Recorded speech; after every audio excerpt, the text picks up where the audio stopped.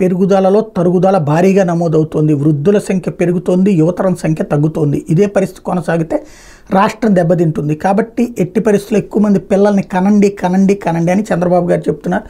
దానికోసం జపాన్ ఎలాంటి ప్లాన్స్ చేస్తుందో చూడండి, చైనా ఎట్లాంటి ప్లాన్స్ చేస్తుందో చూడండి అని అధికారులకి నిన్న రివ్యూ సందర్భంగా మరొకసారి చెప్పారు. కానీ ఇక్కడ అసలు లాజిక్ మిస్ అవుతున్నాం. ఎవరైనా తమ బిడ్డ కూలికి వెళ్ళాలని భావిస్తారా? తమ బిడ్డ ఓ గుమస్తాగా పనిచేయాలని భావిస్తారా? తమ బిడ్డ చదువు సంధ్య లేనివాడుగా ఉండాలని భావిస్తారా? తమ బిడ్డకి పోషకాహారం సక్రమంగా ఉండలేనటువంటి వాళ్ళుగా ఉండాలని భావిస్తారా?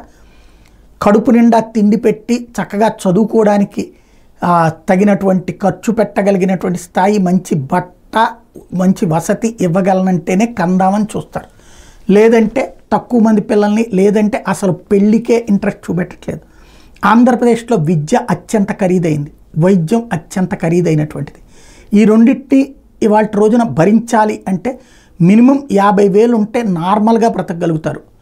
మినిమం 1,00,000 రూపాయలు ఉంటే పర్లేదన్నట్టు బ్రతకగలుగుతారు. 1,00,000 పైన సంపాదిస్తే మాత్రమే కంఫర్టబుల్ లివింగ్ ఉంటుంది.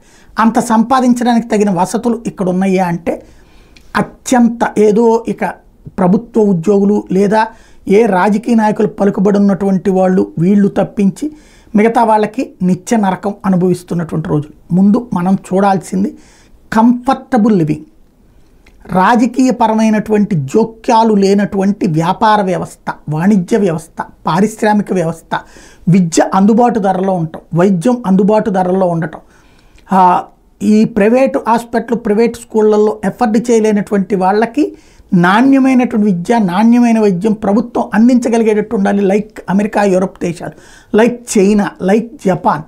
అట్లా చేయగలిగినప్పుడు ఏమన్నా మార్పులు వస్తాయేమో కానీ స్టేట్మెంట్లు ఇచ్చినంత మాత్రాన సాధ్యం అన్నటువంటిది అయితే కష్టమే.